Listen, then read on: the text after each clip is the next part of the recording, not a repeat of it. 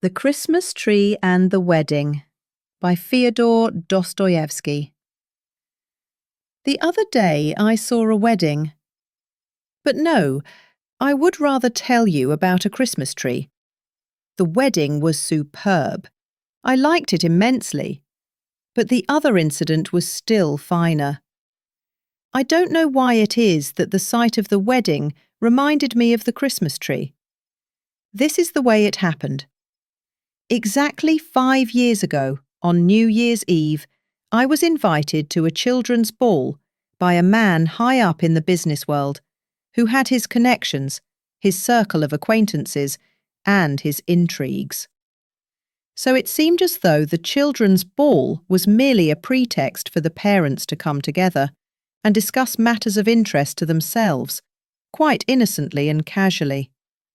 I was an outsider, and, as I had no special matters to air, I was able to spend the evening independently of the others. There was another gentleman present who, like myself, had just stumbled upon this affair of domestic bliss. He was the first to attract my attention. His appearance was not that of a man of birth or high family. He was tall, rather thin, very serious, and well dressed. Apparently, he had no heart for the family festivities. The instant he went off into a corner by himself, the smile disappeared from his face, and his thick, dark brows knitted into a frown. He knew no one except the host, and showed every sign of being bored to death, though bravely sustaining the role of thorough enjoyment to the end. Later, I learned that he was a provincial, had come to the capital on some important, brain-racking business, had brought a letter of recommendation to our host, and our host had taken him under his protection. Not at all con amore. It was merely out of politeness that he had invited him to the children's ball. They did not play cards with him. They did not offer him cigars. No one entered into conversation with him. Possibly they recognized the bird by its feathers from a distance. Thus my gentleman, not knowing what to do with his hands, was compelled to spend the evening stroking his whiskers. His whiskers were really fine, but he stroked them so assiduously that one got the feeling that the whiskers had come into the world first, and afterwards the man, in order to stroke them. There was another guest who interested me, but he was of quite a different order. He was a personage. They called him Julian Mastakovich. At first glance one could tell he was an honoured guest, and stood in the same relation to the host as the host to the gentleman of the whiskers. The host and hostess said no end of amiable things to him, were most attentive, wining him, hovering over him, bringing guests up to be introduced, but never leading him to anyone else. I noticed tears glisten in our host's eyes when Julian Mastakovich remarked that he had rarely spent such a pleasant evening. Somehow I began to feel uncomfortable in this personage's presence. So, after amusing myself with the children, 5 of whom, remarkably well-fed young persons, were our hosts, I went into a little sitting room, entirely unoccupied, and seated myself at the end that was a conservatory, and took up almost half the room. The children were charming. They absolutely refused to resemble their elders, notwithstanding the efforts of mothers and governesses. In a jiffy, they had denuded the Christmas tree down to the very last sweet, and had already succeeded in breaking half of their playthings before they even found out which belonged to whom. One of them was a particularly handsome little lad, dark-eyed, curly-haired, who stubbornly persisted in aiming at me with his wooden gun. But the child that attracted the greatest attention was his sister, a girl of about 11, lovely as a cupid.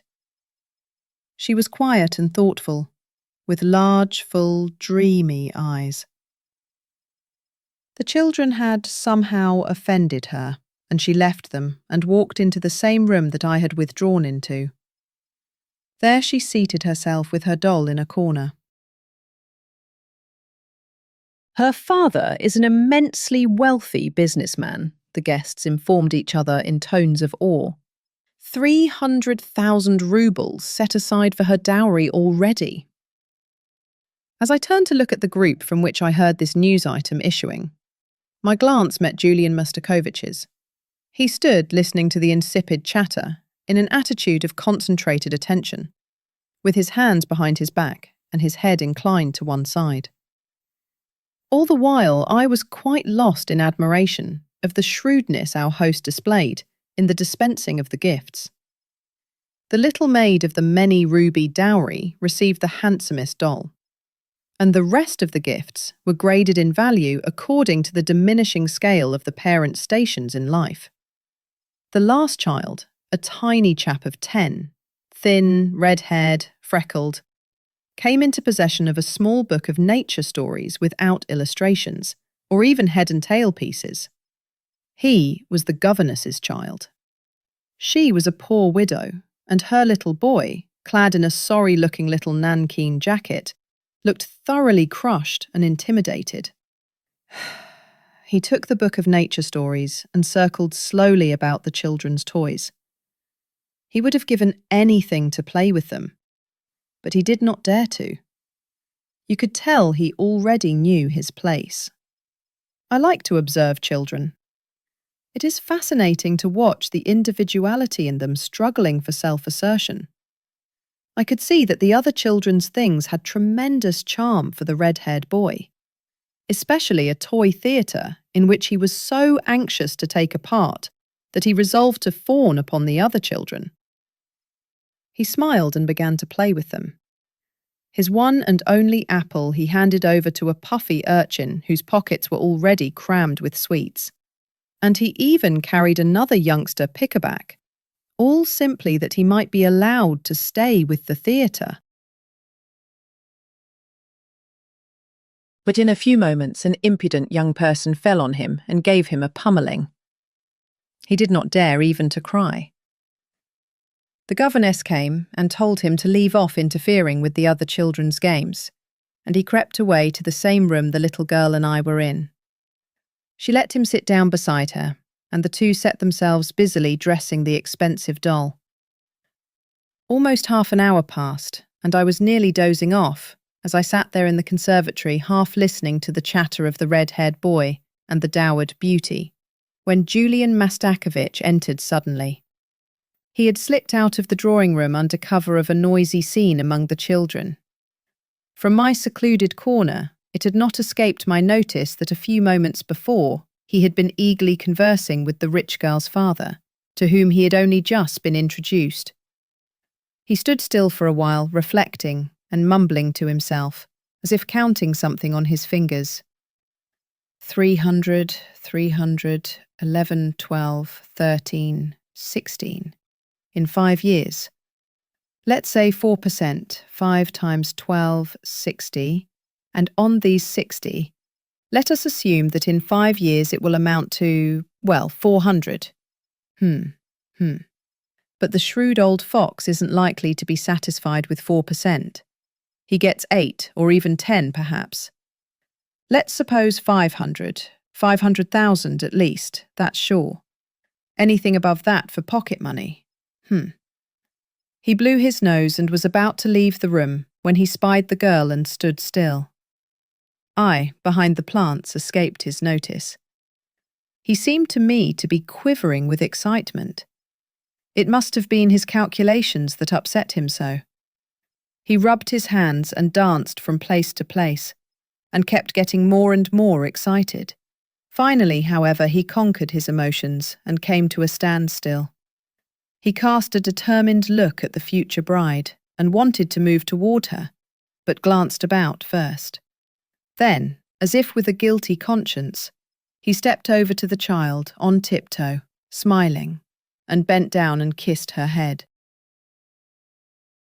His coming was so unexpected that she uttered a shriek of alarm.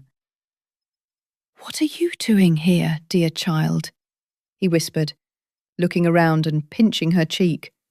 "We're playing." "What, with him?" said Julian Mastakovich, with a look askance at the governess's child. "You should go into the drawing room, my lad," he said to him. The boy remained silent and looked up at the man with wide-open eyes. Julian Mastakovich glanced round again cautiously and bent down over the girl. "What have you got? A doll, my dear?" "Yes, sir." The child quailed a little, and her brow wrinkled. "A doll? And do you know, my dear, what dolls are made of?" "No, sir," she said weakly, and lowered her head. "Out of rags, my dear." "You, boy, you go back to the drawing room, to the children," said Julian Mastakovich, looking at the boy sternly. The two children frowned. They caught hold of each other and would not part. "And do you know why they gave you the doll?" asked Julian Mastakovich, dropping his voice lower and lower. "No." "Because you were a good, very good little girl the whole week." Saying which, Julian Mastakovich was seized with a paroxysm of agitation. He looked round and said in a tone faint, almost inaudible with excitement and impatience, "If I come to visit your parents, will you love me, my dear?" He tried to kiss the sweet little creature. But the red-haired boy saw that she was on the verge of tears, and he caught her hand and sobbed out loud in sympathy. That enraged the man. "Go away! Go away! Go back to the other room, to your playmates." "I don't want him to. I don't want him to. You go away!" cried the girl. "Let him alone! Let him alone!" She was almost weeping. There was a sound of footsteps in the doorway. Julian Mastakovich started and straightened up his respectable body. The red-haired boy was even more alarmed. He let go the girl's hand, sidled along the wall, and escaped through the drawing room into the dining room. Not to attract attention, Julian Mastakovich also made for the dining room. He was red as a lobster. The sight of himself in a mirror seemed to embarrass him. Presumably, he was annoyed at his own ardour and impatience. Without due respect to his importance and dignity, his calculations had lured and pricked him to the greedy eagerness of a boy who makes straight for his object.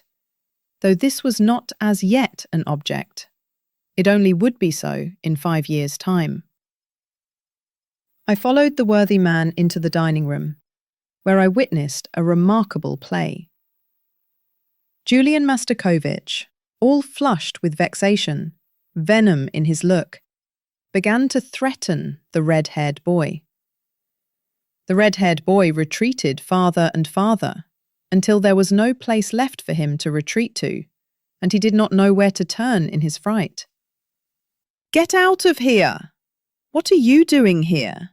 Get out, I say, you good-for-nothing! Stealing fruit, are you? Oh, so, stealing fruit. Get out, you freckle face. Go to your likes." The frightened child, as a last desperate resort, crawled quickly under the table. His persecutor, completely infuriated, pulled out his large linen handkerchief and used it as a lash to drive the boy out of his position.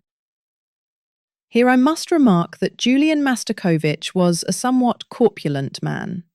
Heavy, well-fed, puffy-cheeked, with a paunch and ankles as round as nuts. He perspired and puffed and panted. So strong was his dislike, or was it jealousy, of the child, that he actually began to carry on like a madman. I laughed heartily. Julian Mastakovich turned. He was utterly confused and for a moment apparently quite oblivious of his immense importance. At that moment our host appeared in the doorway opposite. The boy crawled out from under the table and wiped his knees and elbows. Julian Mastakovich hastened to carry his handkerchief, which he had been dangling by the corner, to his nose. Our host looked at the three of us rather suspiciously, but like a man who knows the world and can readily adjust himself, he seized upon the opportunity to lay hold of his very valuable guest and get what he wanted out of him. "Here's the boy I was talking to you about," he said, indicating the red-haired child. "I took the liberty of presuming on your goodness in his behalf." "Oh," replied Julian Mastakovich, still not quite master of himself. "He's my governess's son," our host continued in a beseeching tone. "She's a poor creature, the widow of an honest official. That's why, if it were possible for you—" "Impossible, impossible!" Julian Mastakovich cried hastily. "You must excuse me, Philip Alexeyevich. I really cannot. I've made inquiries. There are no vacancies, and there is a waiting list of 10 who have a greater right. I'm sorry." "Too bad," said our host. "He's a quiet, unobtrusive child." "A very naughty little rascal, I should say," said Julian Mastakovich wryly. "Go away, boy. Why are you here still? Be off with you to the other children." Unable to control himself, he gave me a sidelong glance. Nor could I control myself. I laughed straight in his face. He turned away and asked our host, in tones quite audible to me, who that odd young fellow was. They whispered to each other and left the room, disregarding me. I shook with laughter. Then I, too, went to the drawing room. There the great man, already surrounded by the fathers and mothers and the host and the hostess, had begun to talk eagerly with a lady to whom he had just been introduced. The lady held the rich little girl's hand. Julian Mastakovich went into fulsome praise of her. He waxed ecstatic over the dear child's beauty, her talents, her grace, her excellent breeding, plainly laying himself out to flatter the mother, who listened, scarcely able to restrain tears of joy, while the father showed his delight by a gratified smile. The joy was contagious. Everybody shared in it. Even the children were obliged to stop playing so as not to disturb the conversation. The atmosphere was surcharged with awe. I heard the mother of the important little girl, touched to her profoundest depths, ask Julian Mastakovich in the choicest language of courtesy whether he would honour them by coming to see them. I heard Julian Mastakovich accept the invitation with unfeigned enthusiasm. Then the guests scattered decorously to different parts of the room, and I heard them, with veneration in their tones, extol the businessman's wife, the businessman's daughter, and especially Julian Mastakovich. "Is he married?" I asked out loud of an acquaintance of mine, standing beside Julian Mastakovich. Julian Mastakovich gave me a venomous look. "No," answered my acquaintance, profoundly shocked by my intentional indiscretion. Not long ago I passed the church of... I was struck by the concourse of people gathered there to witness a wedding. It was a dreary day. A drizzling rain was beginning to come down. I made my way through the throng into the church. The bridegroom was a round, well-fed, pot-bellied little man, very much dressed up. He ran and fussed about and gave orders and arranged things. Finally, word was passed that the bride was coming. I pushed through the crowd, and I beheld a marvellous beauty, whose first spring was scarcely commencing. But the beauty was pale and sad. She looked distracted, It seemed to me even that her eyes were red from recent weeping. The classic severity of every line of her face imparted a peculiar significance and solemnity to her beauty. But through that severity and solemnity, through the sadness, shone the innocence of a child. There was something inexpressibly naive, unsettled and young in her features, which without words seemed to plead for mercy. They said she was just 16 years old. I looked at the bridegroom carefully. Suddenly, I recognized Julian Mastakovich, whom I had not seen again in all those 5 years. Then I looked at the bride again. Good God! I made my way as quickly as I could out of the church. I heard gossiping in the crowd about the bride's wealth, about her dowry of 500,000 rubles, so and so much for pocket money. Then his calculations were correct, I thought, as I pressed out into the street.